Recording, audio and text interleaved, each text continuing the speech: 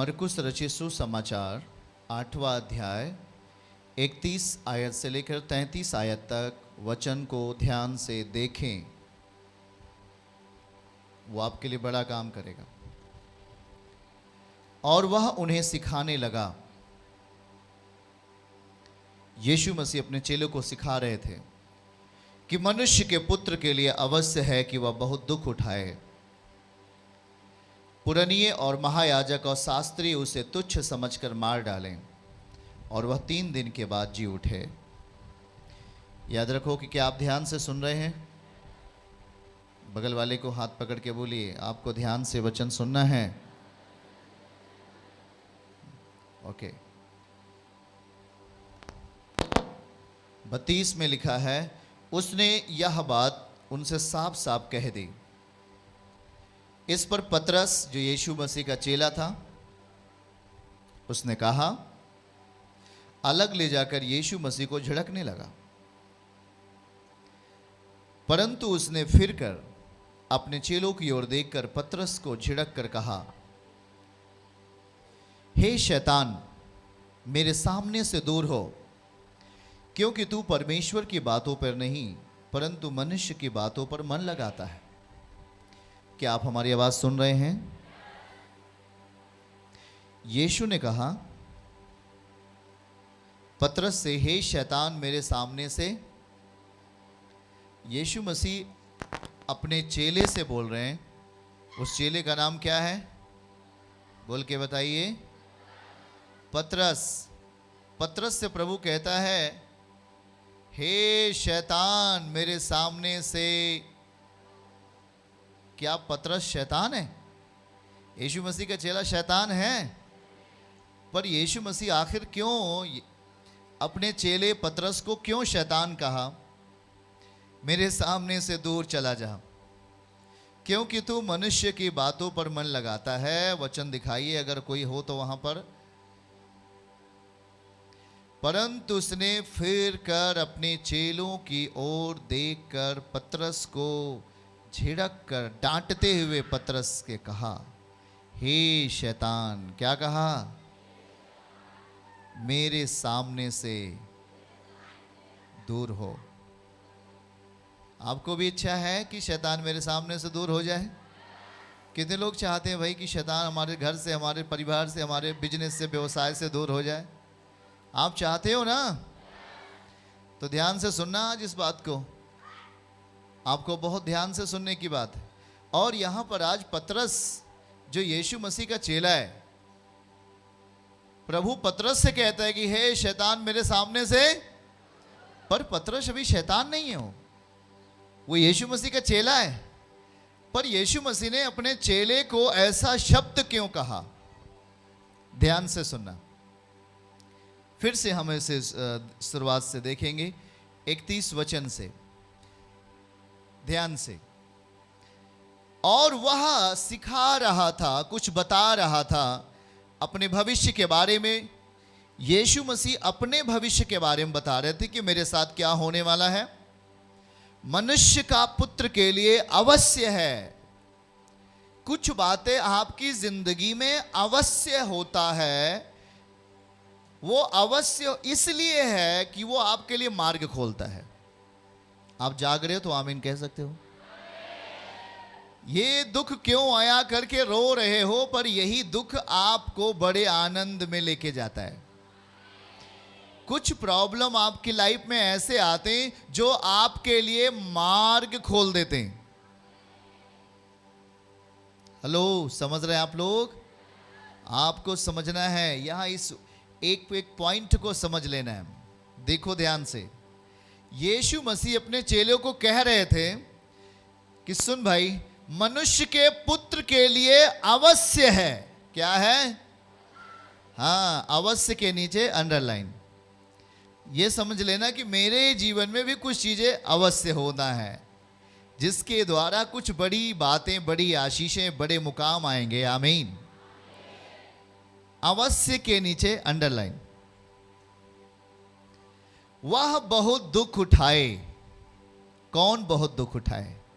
प्रभु अपने लिए ही बोल रहे थे कि वह बहुत दुख उठाएगा और पुरनिये और महायाजक और शास्त्री यीशु मसीह को तुच्छ समझ करके उसे मार डालेंगे और वह 3 दिनों के बाद जी उठेगा मुर्दों में से।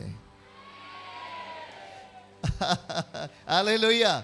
मैं आपको बता रहा हूं, यदि आप इसे समझ पा रहे हैं तो बोलिए, कुछ बातें अवश्य होनी चाहिए मेरे जीवन में, परमेश्वर की इच्छाओं में। क्या हम कह रहे हैं? हमारी आपकी इच्छाओं में नहीं, पर परम पिता की इच्छाओं में, यीशु मसीह की इच्छा के अनुसार हमारे जीवन में कुछ बातें अवश्य होनी चाहिए। शायद वो आपको अच्छा ना लगे, पर वो चीजें अवश्य होनी चाहिए। क्या आप समझ रहे बातों को? क्या लिखा है उसको देखो, अवश्य। पढ़ने वाले सब लोग इसे समझेंगे। मनुष्य के पुत्र के लिए अवश्य है। हेलो स्वामी, मेरा घर नहीं है, बरसात में मेरे बच्चे भीग जाते हैं प्रभु, आप मेरी कब सुधि लेंगे? पर उसके पहले अवश्य है कि पानी, बरसात होगा और आपके बिस्तर पर पानी आएगा और आप व्याकुल हो जाओगे, आप घबरा जाओगे, आपके अंदर व्याकुलता स्थान ले लेगी, आपके अंदर चिंताएं स्थान लेंगी, आपके अंदर एक बेचैनी स्थान लेती है। स्वामी, वो भारी बारिश हो रही है, मेरा बिस्तर गीला हो गया, मेरे बच्चे कहाँ रहेंगे, मैं कहाँ खाना बनाऊंगा, मैं कहाँ रहूंगा करके एक ऐसा घटनाएं आपके लिए अवश्य घटती हैं।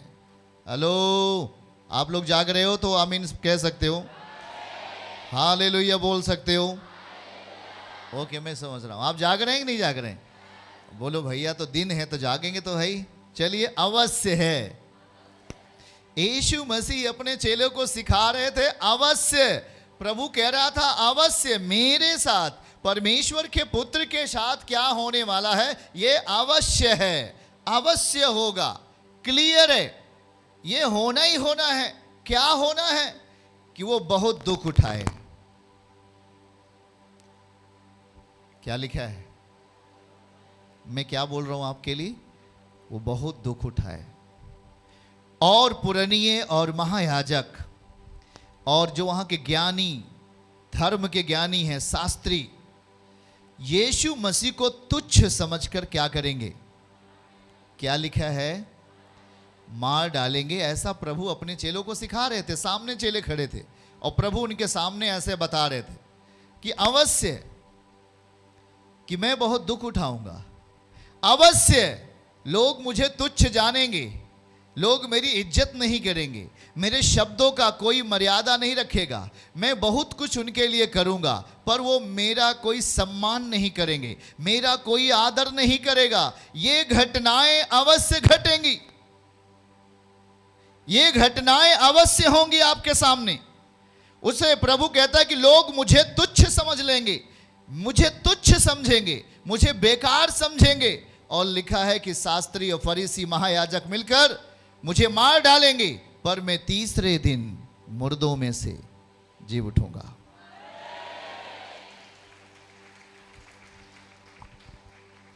अभी एक बहन गवाही दे रही थी, मेरे पास घर नहीं था, मैं 8 साल से यीशु के साथ, यीशु पिता के साथ विश्वास योग्यता में बनी हूं और मैं अपेक्षा करती थी मेरे लिए प्रभु एक घर आ जाए और कहीं से यहाँ कुछ सरकार के द्वारा मुझे कुछ लाभ मिल जाए करके अपेक्षा रखती थी। उसकी अपेक्षाएं बनती गई जब वो खुदा के वचन को सुनती और उस पर भरोसा रखती थी। लगातार परमेश्वर उससे चर्च में बात करते थे और उसके लिए आशीर्वाद के वचन बोलते थे और वो ग्रहण करती रही ध्यान पूर्वक वचनों को अपनी जिंदगी में, एक एक शब्दों को ग्रहण करती रही। अवश्य है कि वो कुछ अपेक्षा रखेगा, उसे मिलेगा नहीं, पर अवश्य है उसके जिनमें, उसके परिवार में, उसके पति के जीवन में, उसके बच्चों के जीवन में कुछ दुख आ जाएगा। अवश्य है कि वो ऐसा दुख होगा, ऐसी घटनाएं होगी जिसे वो भूल नहीं पाएगी अपने जीवन में। अवश्य ये चीजें होंगी, पर अवश्य ये चीजें भी होंगी कि यीशु मसीह जी उठा है। आप बातों को समझ रहे हैं क्या? अवश्य है, हो सकता है कि आपकी लाइफ में आंसू बहे, पर आपने अपना जुड़ाव, अपनी अपेक्षा परमेश्वर से रखा क्या? अवश्य है कि कोई पड़ोसी आपको गाली दे, आपकी निंदा करे, आपको तुच्छ समझ ले, पर क्या अवश्य है आपने अपनी अपेक्षा यीशु से रखा क्या? आपकी जिंदगी में पैसा नहीं, आपकी जिंदगी में कुछ भी संसाधन नहीं, पर आपने अपनी अपेक्षा यीशु से रखा क्या? एक लंबे समय के अंतराल के बाद आप अपने जीवन में वचनों को लगातार ग्रहण करने के कारण आपकी अपेक्षाएं अब पूरी होने वाली हैं यीशु मसीह के नाम से। वाकई प्रभु कहता है यहोशू से, हे यहोशू सुन, मैं धोखा देने वाला ईश्वर नहीं हूं, मैं प्रेम करने वाला प्रभु हूं। जो मुझे सच्चे मन से याद करता है, मैं उसके लिए एक बेस्ट योजना बनाता हूं। हालेलुया। याद रखो, कुछ अपेक्षाएं जब आप रखते हैं तो अवश्य है कि एक रियल टाइम आपके जीवन में ऐसा होता है कि जिस समय आप आंसू बहाते हैं, जिस समय आपको भोजन नहीं मिलता, जिस समय आप घर में सही तरीके से रह नहीं सकते, कुछ चीजें होती हैं जो तितर से इधर हो जाती हैं, उधर हो जाती हैं, आपके जीवन में कुछ टूटना जैसा दिखाई देता है, आपके परिवार में कुछ दुख का एक भारीपन दिखाई देता है, एक रोग के जाने के बाद दूसरा रोग दिखाई देता है, एक मरने के बाद दूसरा गंभीर रोग से पीड़ित होते हुए दिखाई देगा। पर याद रखो, प्रभु कहता है ये अवश्य है, पर अवश्य ये भी है कि वो तीसरे दिन जिंदा हुआ है आपके लिए, हमारे लिए। सारी निंदाओं को मिटाने के लिए यीशु जिंदा हो उठा है। आमीन बोलें। अगर दुनिया में अवश्य है आंधी आना, आप उसे रोक नहीं पाएंगे। अवश्य है तूफान आएगा, अवश्य है वो बड़े बवंडर आएंगे, अवश्य है कि तमाम ऐसे तूफानी शक्तियां आएंगी और आपके घरों को उड़ा ले जाएंगी। अवश्य है कि बड़े से बड़े पेड़ पौधे जो फल देने वाले हैं वो गिर जाते हैं, वो उखड़ जाते हैं। पर अवश्य ये भी है कि यीशु मसीह आपका तीसरे दिन मुर्दों में से जी उठा है। अवश्य यह भी है कि वो आपके बीमार शरीर को चंगा करने वाला है। आमीन बोलें। अवश्य यह है कि जो मर गया है उसे यीशु मसीह जिंदा करने वाला है। आमीन बोलें। अवश्य है कि वो आपकी लाइफ को सही करेगा। आमीन बोलो। अगर निंदा है तो परमेश्वर के द्वारा एक सम्मान आपके लिए है। आमीन। मसीह में रहते हुए, परमेश्वर के वचन को ग्रहण करते हुए जब आप आगे बढ़ोगे, याद रखना है कि कुछ बातें ऐसी घटनाएं घटती हैं जिसको उसके अधीन नहीं होना, पर हमें परमेश्वर के साथ रहना चाहिए। आमीन। जो चीजें अवश्य होती हैं उस पर निंदाएं आ सकती हैं। हेलो, पढ़िएगा 32। जब ये बातें प्रभु ने कहा तब चेलों ने क्या कहा? उसने यह बात उनसे साफ साफ कह दी, कुछ भी छुपाया नहीं। इस पर पतरस उसे थोड़ी दूर अलग ले जाकर के प्रभु के सामने अपना गुस्सा प्रकट कर रहा है। यीशु, ये आप क्या कह रहे हैं? आप मेरे लिए मारे जाएंगे? आपको शास्त्री और फरीसी मार डालेंगे? इमोशनली कर रहा था वो, इमोशनली उसको भावुक बना रहा था प्रभु को। उस समय, जिस समय प्रभु अपनी यह बात कह रहे थे, उस समय पूरी तरीके से पतरस भावुक हो उठा। उसके अंदर संसार के प्रति एक संसार की जो भावनाएं होती हैं, भावनाएं हर एक के अंदर होती हैं, पर वो भावनाएं गलत हैं जो परमेश्वर के काम को रोके। यीशु मसीह का उद्देश्य ही यही था कि वो सलीब पर जाए। यीशु मसीह इसीलिए दुनिया में आया था कि वो हमारे आपके लिए क्रूस पर मृत्यु सहे, वो हमारे लिए मारा जाए, हमारे लिए दुख उठाए और वो तीसरे दिन जिंदा हो, ऐसा उसका उद्देश्य था। पर जैसी प्रभु ने अपनी ये बातें पतरस के सामने, अपने चेलों के सामने कही, उसमें से पतरस भावुक हो उठा और कहा, ना प्रभु, आप ये क्या कह रहे हैं? ये पागलपन की बातें हैं। आपको कौन मार सकता है? आप तो मुर्दे को जिंदा करने वाले हैं, अंधे को आंखें देने वाले हैं। ना आपको शास्त्री फरीसी नहीं मार सकते, आपको कोई नहीं मार सकता, आपको दुख नहीं उठाना है। ये जैसी बातें यीशु मसीह ने सुना, क्या कहा? नोट करिए उसे। उसने यह बात साफ साफ कह दी। क्या कहा? 33 आयत को बुद्धिमान दिखाओ। परंतु उसने फिर कर अपने चेलों की ओर देखकर पतरस को झिड़क करके कहा, पतरस को डांटा, पतरस को डांटा और कहा, हे शैतान, अब हमको यह बताइए, क्या पतरस शैतान है? पर पतरस के अंदर जो फीलिंग आ रही है, पतरस के अंदर से जो बातें बाहर निकल रही हैं, वो परमेश्वर के काम की बाधा है। जो परमेश्वर के काम में बाधा उत्पन्न करे वो शैतान है। उसने कहा, नहीं प्रभु, आप मेरे लिए सलीब पे नहीं जा सकते, आप दुख नहीं उठा सकते, आपको शास्त्री फरीसी नहीं मार सकते। ये इतनी बात कहने के कारण यीशु ने पतरस को शैतान कहा और कहा, हे शैतान, मेरे सामने से दूर चला जा।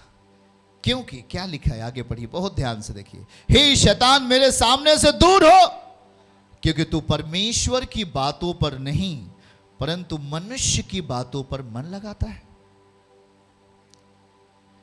तू परमेश्वर की बातों पे मन नहीं लगाता। परमेश्वर की बातें ये थी कि वो भविष्यवाणी के तौर पर प्रभु जो कह रहे थे वो सच था, वो अवश्य था कि यीशु दुख उठाएगा, शास्त्री और फरीसी उसे मार डालेंगे, और यह भी सच था कि यीशु मसीह मुर्दों में से तीसरे दिन जिंदा हो जाएंगे। यह सच था। पर इस सच के विरोध में पतरस बात किया। जो यीशु कह रहा है उसके विरोध में आप नहीं कह सकते। शायद वो बातें आपको बुरी लगे, शायद वो आपके अंदर कुछ कड़वाहट जैसा महसूस हो, शायद वो बातें आपको अच्छी ना लगे। ओ परमेश्वर, मेरा घर कब से टूटा पड़ा है, 6 महीने हो गए प्रभु, आप मेरे लिए घर की आशीष नहीं दे रहे। साल भर हो गए प्रभु, मैं अभी टूटे हुए घर में रह रहा हूं। हे परम पिता, आप कहां हैं? क्या आप मेरी प्रार्थनाओं को अनसुनी करने वाले प्रभु हैं क्या? आप बहुत सारी ऐसी बातें कहते हैं, पर जब आप वचन के विरोध में होकर के कुछ बातों को बोलते हैं, तब आपके जिंदगी का कार्य रुकता है। आपकी जिंदगी में जो आने वाली चीजें होती हैं वो डिले हो जाती हैं, वो देर होने लगती हैं। क्या आप हमारी बातों को समझ रहे हैं? तो हालेलुया कहें। पतरस किसके विरोध में बात किया? यीशु के विरोध में। यीशु क्या कह रहे थे? मनुष्य का पुत्र के लिए अवश्य है कि वो दुख उठाए। यीशु जो कह रहे हैं, क्या वो झूठ बोल रहे हैं? नहीं, परमेश्वर कभी झूठ नहीं बोलते। वो सच कह रहे थे, वो सच्चाई बोल रहे थे पतरस के सामने, चेलों के सामने, कि मैं शास्त्री, फरीसी और महायाजकों के द्वारा पकड़ाया जाऊंगा और लोग मुझे सलीब पे चढ़ा देंगे, मुझे मार डालेंगे, और पर मैं तीसरे दिन क्या हो जाऊंगा। ये सब घटनाओं का जब जिक्र प्रभु ने पतरस के सामने, अपने चेलों के सामने किया, तो वो संसार की दृष्टि में सही नहीं। हेलो, किसकी दृष्टि में सही नहीं? कोई दुख उठाए ये सही माना जाएगा क्या? कोई कष्ट उठाए, क्या ये संसार की दृष्टि में सही माना जाएगा क्या? लोग दुख उठाना क्या पसंद करते हैं क्या? लोग कष्ट उठाना पसंद करते हैं क्या? लोग मरना पसंद करेंगे क्या? तो पतरस के अंदर जो फीलिंग आया, जो एक एहसास हुआ, हो मेरा प्रभु शास्त्री फरीसी इसे मार डालेंगे और ये मुर्दों में से तीसरे दिन जिंदा हो उठेगा, ऐसा क्यों? तो उसके अंदर फीलिंग कहां की थी? संसार की। उसके अंदर जो बातें आई वो किधर से थी? संसार की ओर से थी। हेलो, ध्यान से सुनिए, शायद वो बातें आपको अच्छी ना लगे। परमेश्वर जब आपको सिखा रहा होता है सच्चाई और खराई की बातें, तो कुछ बातें होती हैं जो आपको देर में समझ में आती हैं, क्योंकि वो कठिन बातें होती हैं, या दूसरे शब्दों में कहें, आपको अच्छी ना लगने वाली बातें। आपको अच्छी ना लगने वाली बातें। प्रभु जैसे वचन में लिखा कि तू अलग हो जा उनसे जो बुरे चाल में है। अब शायद आपका कोई परम मित्र है, वो बुरे चाल में है, उससे आपको अलग होना पड़ेगा। ओ, उससे अलग हो जाऊं, प्रभु कह रहे अलग होने के लिए, तो आपको हो सकता है वो बातें बुरी लगे, पर आपको अलग होना ही होना है। उन अंगों को काट डाल जो तुझे धोखा देते हैं।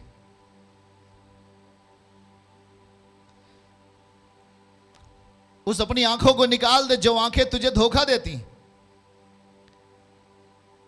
तो संसार में ऐसी बहुत सारी चीजें होती जिससे आपका प्रेम हो गया होता है, जिससे आपका एक सहमति हो जाती है, जिसके प्रति आप आकर्षित हो जाते हो, जिसके प्रति आप अपने आप को समर्पित कर देते हो। पर प्रभु कह रहा है उसी से तू अलग हो जा।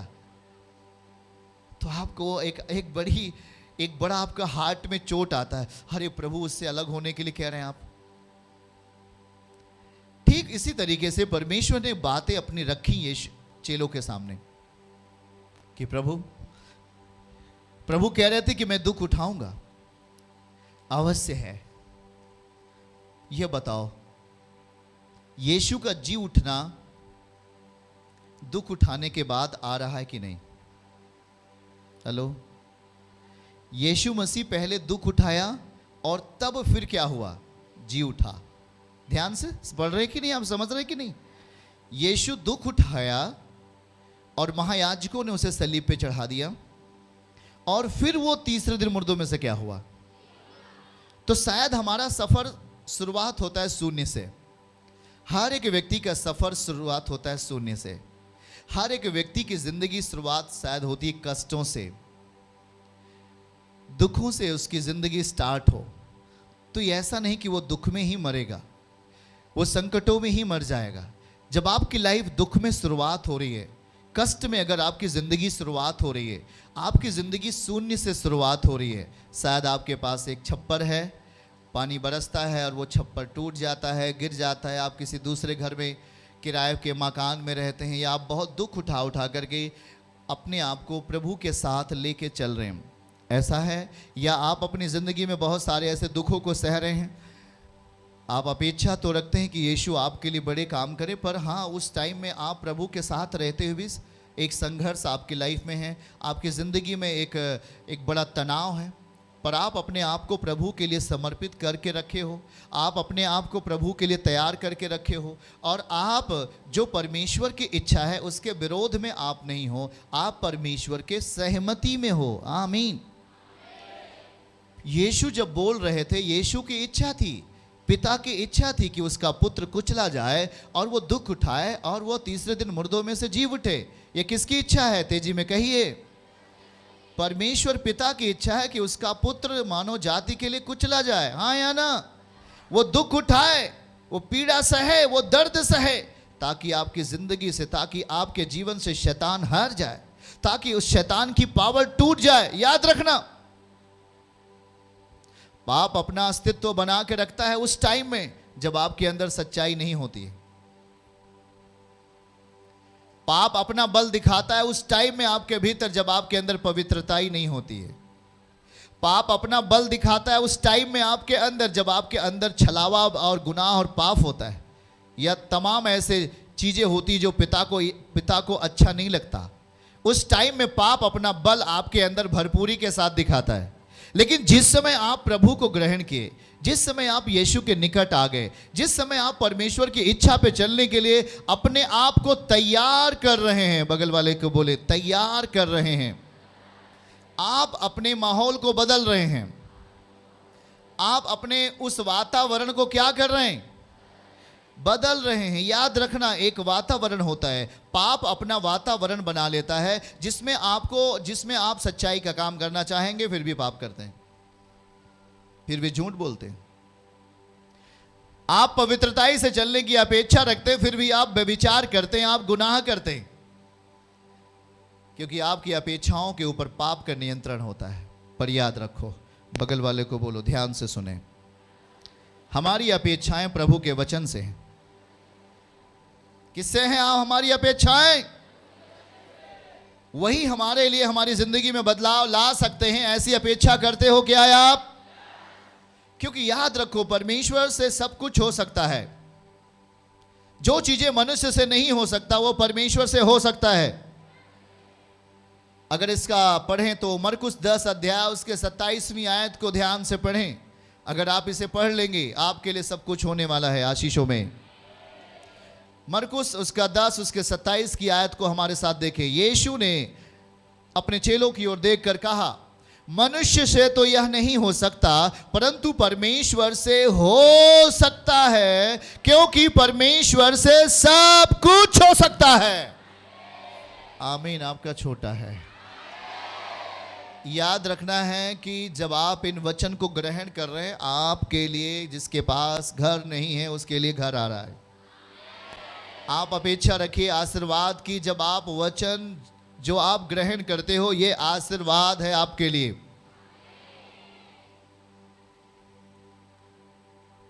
क्या आप आशीर्वादों को ग्रहण कर रहे हैं? क्या जो चीजें मनुष्य से नहीं हो सकता वो कौन करेगा हमारे लिए?